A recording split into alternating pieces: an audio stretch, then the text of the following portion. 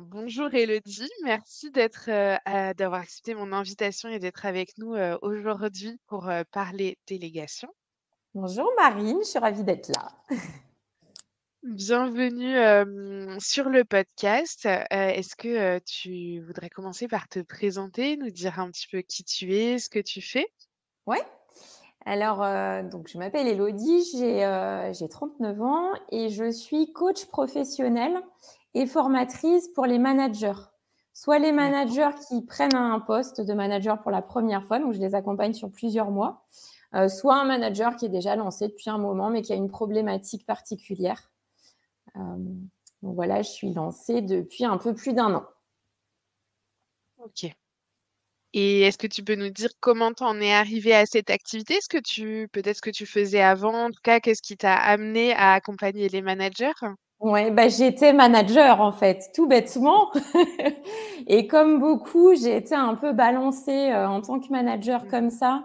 Quand je dis balancée, c'est avec une formation de 2 jours qui m'a pas servi à grand-chose, sans être aidée, sans être soutenue aussi. Donc je me Mhm. suis sentie très seule. En plus, j'ai eu des cas un petit peu épineux au début. Euh, Ouais. et donc, du coup, il y a un moment, j'ai eu 2 expériences de management, mais ma deuxième expérience où j'étais vraiment manager hiérarchique, j'étais chef des ventes. Au bout de 4 ans, moi, je suis quelqu'un je m'ennuie très vite. Donc, au bout de 4 ans, j'avais envie d'autre chose. Et puis, j'avais toujours ce truc-là en tête de me dire, mais voilà, en tant que manager, on est seul et pas très soutenu. Donc, il y a peut-être un truc à faire. Et donc, voilà, je me suis lancée un peu comme ça, un peu, je ne vais pas dire par hasard parce qu'il n'y a jamais de hasard, mais en tous les cas, je m'étais jamais dit je monterais ma boîte, je me lancerais en tant qu'indépendante. C'est voilà, un petit concours de circonstances, des rencontres, des réflexions qui ont fait que. Ok, super. Donc aujourd'hui, tu es entrepreneuse à temps plein. Ouais. Et alors, où est-ce que tu en es dans cette relation à la délégation? Est-ce que tu as déjà fait des premières expériences? Comment tu as vu les choses jusqu'à présent? Je me suis lancée. D'abord, je pense que j'ai été beaucoup à me dire je vais faire toute seule parce que Ouais. si on délègue, forcément, ça veut dire un coût. C'était ça ma première approche en fait. Alors, d'un côté, c'était chouette parce qu'il y a des choses que j'ai fait toute seule et je suis contente de les avoir fait toute seule parce que ça m'a permis aussi de toucher à plein de choses. Moi, j'aime beaucoup apprendre. J'ai vraiment besoin de ça. Donc, par exemple, j'ai monté un podcast, une chaîne YouTube. Je me suis formée sur le tas complètement au montage vidéo, audio, etc. Et ça, j'ai bien aimé le faire. Donc, je suis contente Ouais. pour ce côté-là de ne pas avoir délégué. J'ai quand même eu une expérience de délégation, c'est que j'ai fait faire mon logo. Ouais. Et puis là, je suis en train de travailler avec quelqu'un pour créer mon site web. Donc, tu Ok. vois, là, on va dire que j'ai un peu bifurqué en me disant, bah ouais, mais déléguer, c'est aussi investir. Et là, on est plus dans la posture de l'entrepreneur, de dire, OK, ça a un coût, mais en même temps, ça peut rapporter et ça va rapporter. Et c'est un peu, voilà, de faire un retour sur investissement, comme à chaque fois qu'il y a un investissement. Donc, maintenant, je le vois plus comme ça. Je suis, Mm. je suis pas prête à tout déléguer, notamment mon cœur d'activité, le coaching, la formation. Pour moi, c'est vraiment, c'est ce qui me fait vibrer, donc je vois pas l'intérêt de le déléguer. Par contre, là, par exemple, mon site web, au début, je m'étais dit, je vais le faire toute seule. Puis Mm. là, je me dis, ouais, mais en fait, c'est un vrai métier.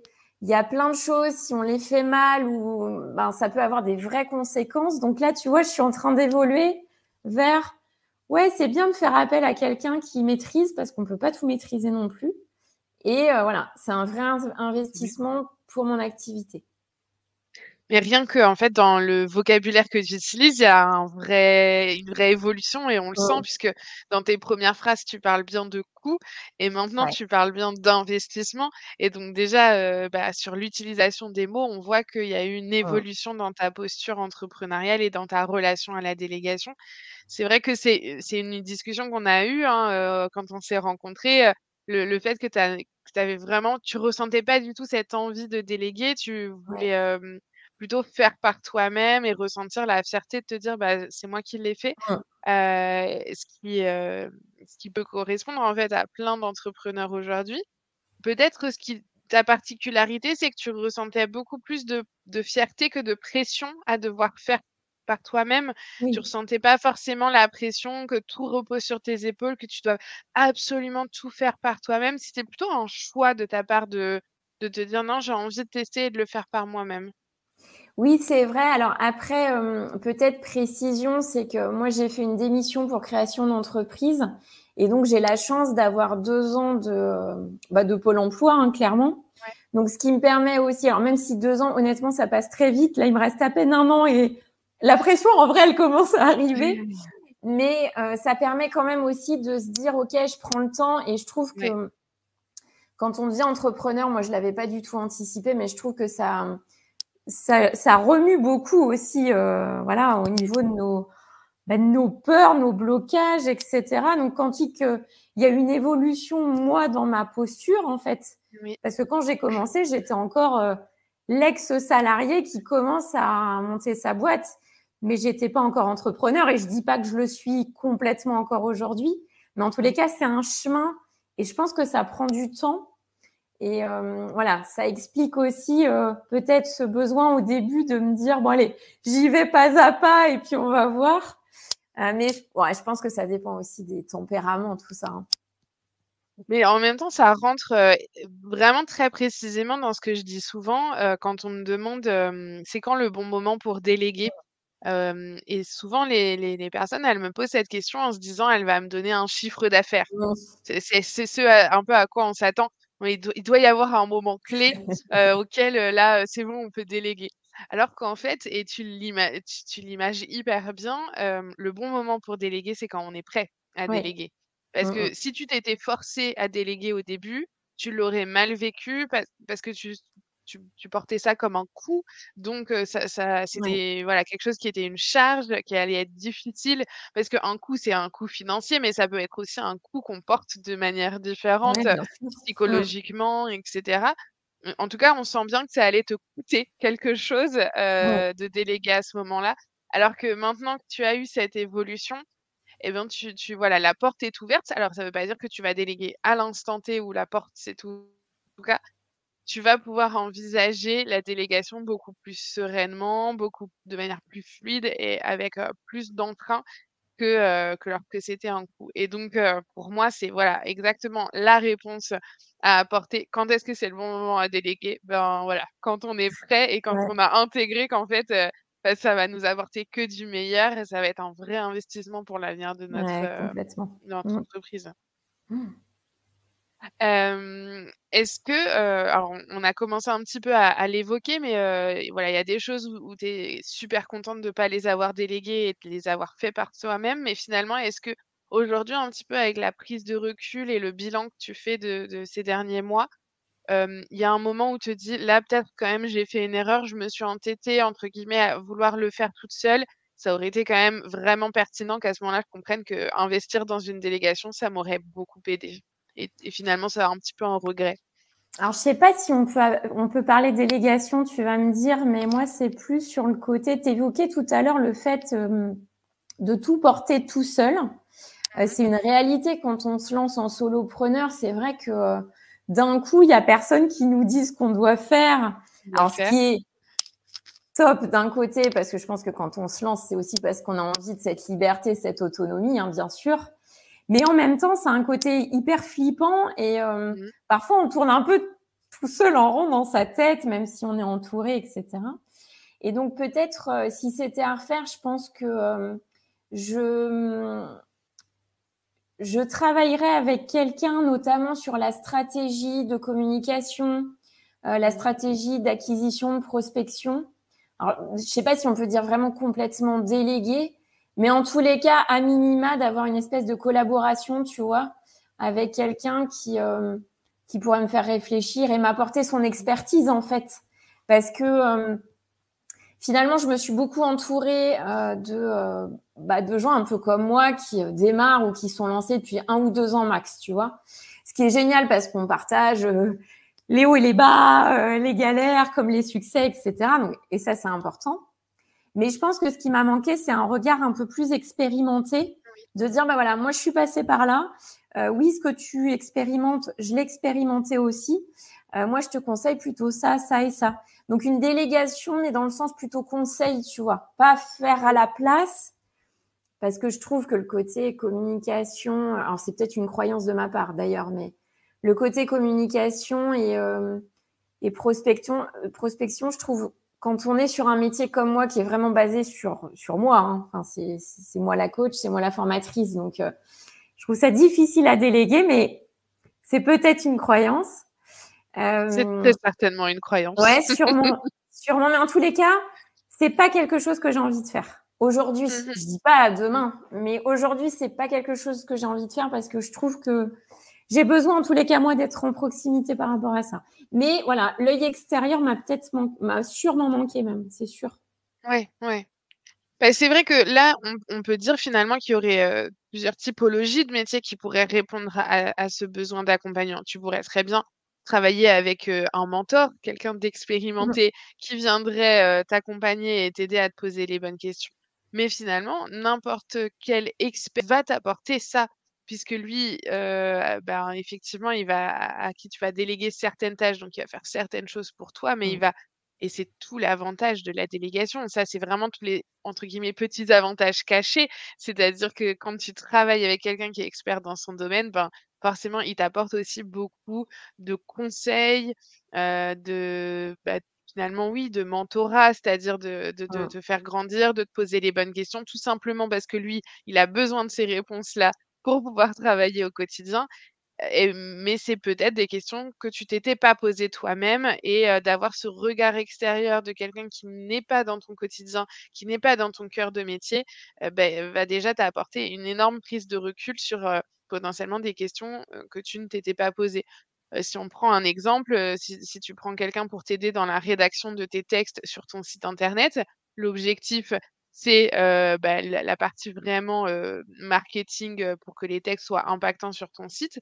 Mais pour pouvoir rédiger tes textes, cette personne, elle va avoir besoin d'informations sur ta ligne Mmh. éditoriale, comment tu t'adresses, tes clients cibles, les le niveau de langage que tu veux utiliser, et cetera. Et potentiellement, toutes ces questions, ce ne sont pas des questions que tu t'étais posées à l'initiale, alors qu'elle en a besoin pour travailler. Et ça, c'est des avantages qu'on pourrait qualifier d'un peu cachés, des choses auxquelles on pense pas initialement quand on se dit qu'on va déléguer, une compétence.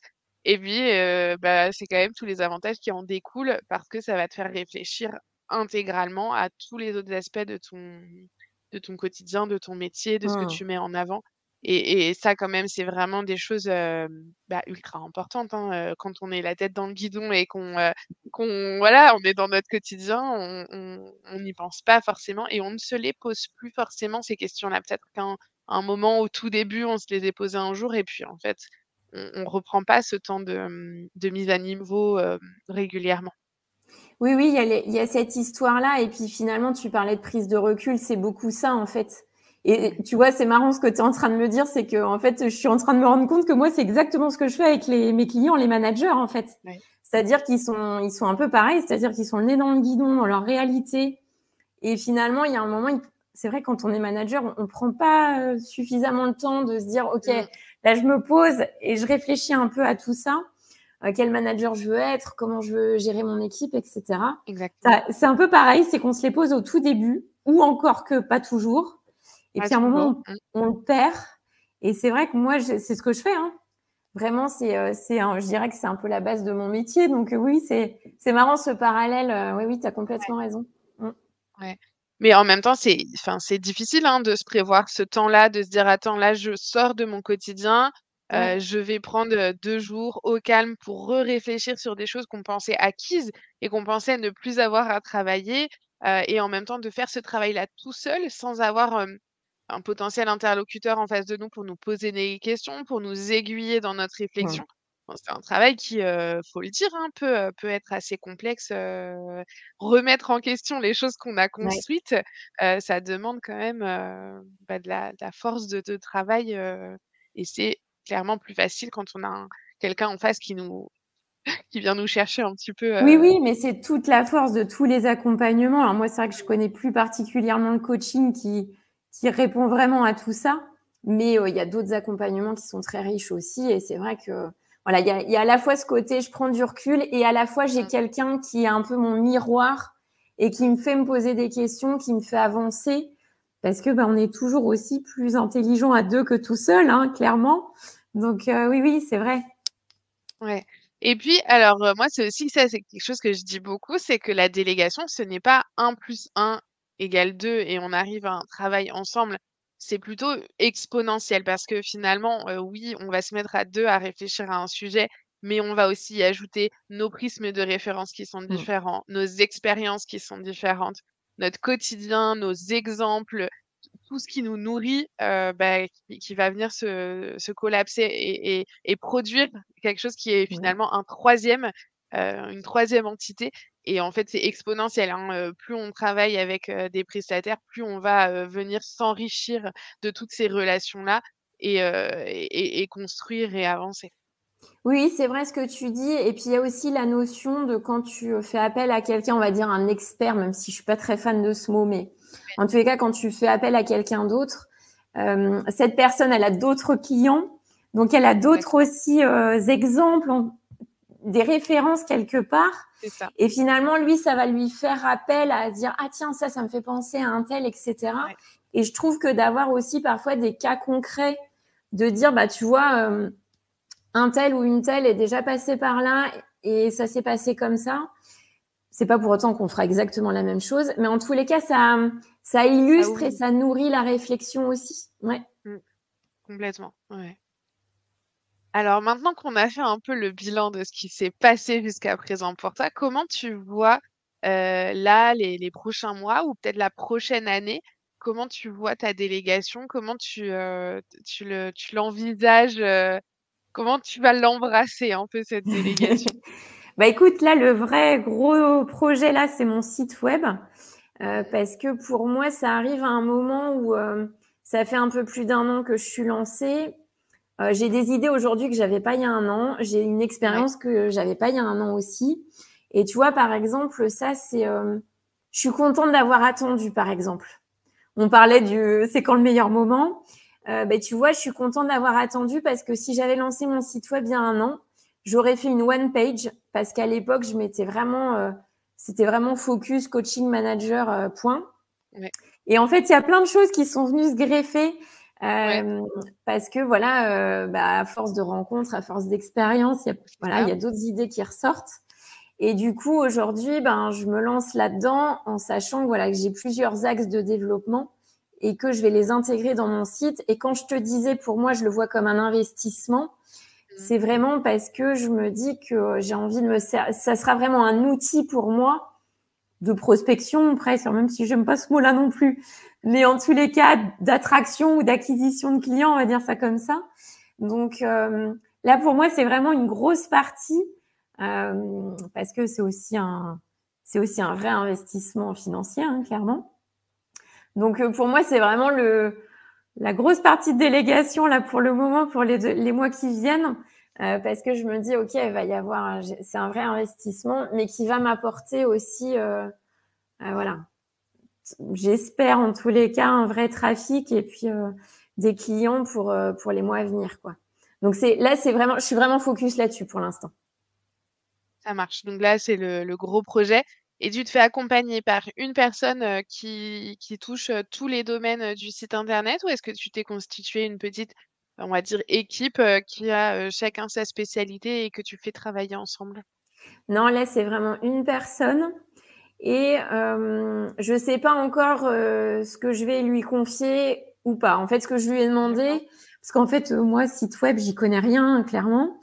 Donc je sais qu'il y a plein de choses derrière juste un site web, hein, Ouais. des choses auxquelles on pense moins, comme le référencement, etc. Donc ce que je lui ai demandé, c'est de me faire un peu des options en fait, et de me dire D'accord. bah tiens, si je gère ça, c'est temps, si je gère ça, c'est temps, etc.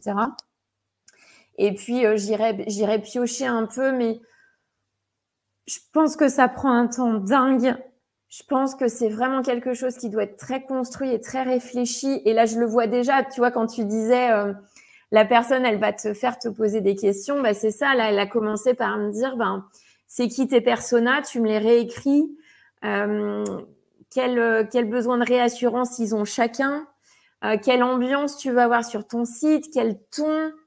Voilà, donc c'est vrai que ça, c'est hyper sympa à faire en plus, hein, de réfléchir à tout ça. Et Mais d'avoir quelqu'un qui te guide oui, là-dedans, ah ben c'est vrai que ça change tout. Alors moi, en plus, il se trouve que c'est quelqu'un que je connais bien, cette personne-là, donc qui me connaît bien aussi. Donc c'est vrai qu'en plus, elle est vachement force de proposition à me dire: «Ah, je te vois plus là que là». ouais, Mais je pense qu'en tous les cas, je vais, a priori, je vais plutôt lui confier plus que ce que j'avais imaginé au départ de dire: «Alors je fais le strict minimum pour que ça coûte pas cher». Non, là, je suis vraiment plus à ouvrir, les choses. ouais, OK. Et alors, justement, si tu avais, un conseil à donner, peut-être, aux entrepreneurs qui ressemblent à la toi d'il y a, peut-être Mmh. 3 4 mois, quel conseil tu pourrais leur donner? Et ben, je te dirais, d'abord voir sur le long terme, parce que Oui, finalement, quand on se lance, on a une vision, enfin, en tous les cas, ça a été mon cas. J'avais une vision un peu presque court-termiste. Je me disais: «Allez, dans les 6 mois, j'ai envie de faire ça, ça, ça».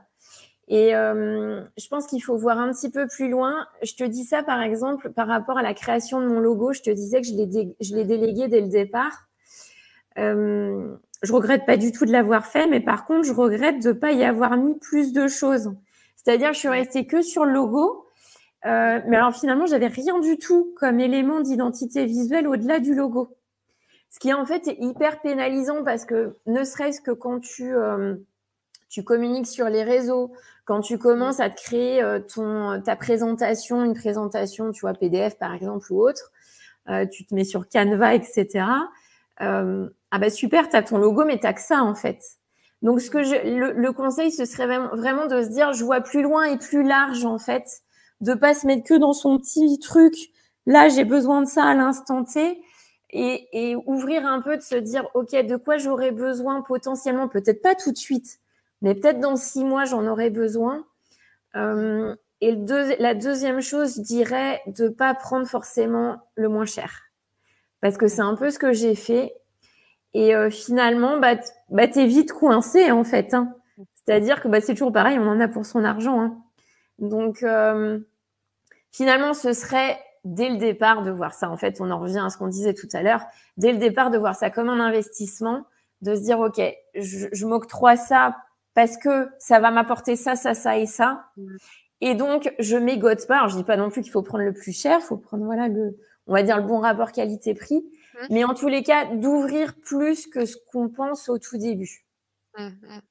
Mais c'est sûr que voilà, la réaction de se dire, «Bah, écoute, c'est celui-là le moins cher, je vais partir là-dessus», ça fait vachement référence au frein, à la peur que tu as évoquée dès le début, hein, dire Ouais. voilà, quand on prend ça comme un coup, bah, voilà, on réduit les coûts au Mmh. maximum, on va chercher à tirer les prix et justement, effectivement pas s'ouvrir à ce que ça va nous apporter, Ouais. qu'est-ce qu'on peut en faire derrière aussi de ce logo-là.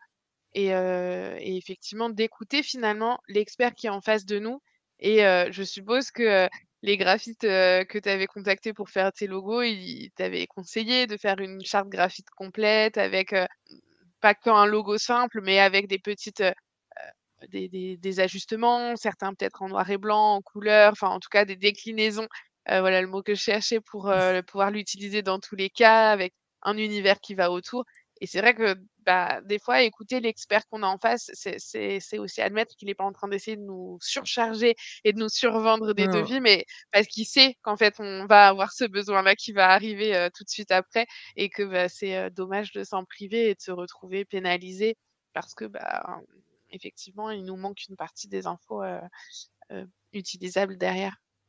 En fait, tu vois, j'avais eu 2 contacts à ce moment-là.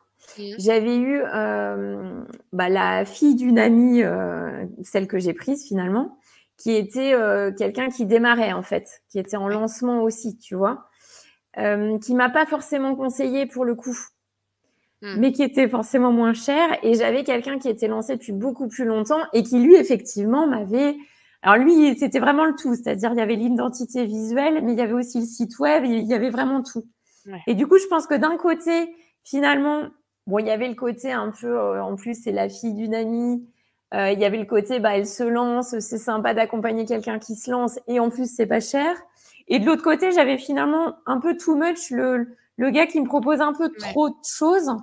Et c'était, je pense, une montagne à l'époque pour moi, probablement. Je me Mmh. disais, bah non, oh là là, non, c'est trop. Donc finalement, il y a aussi cette notion de choisir la bonne personne qui est peut-être adaptée. Je dis, finalement, l'une comme l'autre l'était, mais la personne qui est adaptée au moment Oui, où où tu tu te en as lances, où tu besoin. en as besoin, voilà, Mmh. de quoi j'ai besoin et qui répond le plus à mes besoins, tu Mmh. vois. Mmh. Donc oui, Complètement. c'est des vraies questions à se poser. Ouais. Ouais, ouais. Ouais, complètement. Super. Eh ben, écoute, on est déjà arrivé au bout de notre échange. C'était hyper intéressant. Je pense que ça va parler à beaucoup de monde, cette transition, entre le coût et l'investissement parce que, je n'en doute pas que beaucoup de ceux qui vont nous écouter, vont se reconnaître. En tout cas, moi, j'en reconnais beaucoup d'entre vous dans ces freins-là. Il faut quand même voilà, prendre ça avec beaucoup de bienveillance. 99 des, entrepreneurs sont passés par cette phase Ouais. de dissociation coût-investissement, donc beaucoup de bienveillance. C'est pas grave, il y a voilà, comme tu l'as dit, être entrepreneur, c'est aussi, grandir, apprendre sur soi et c'est aussi le chemin qui est important, plutôt que juste, le but Ouais. auquel on est arrivé. Donc beaucoup de bienveillance et de gentillesse sur vous si vous êtes sur ce cheminement de C'est ça. transition entre, coût et investissement.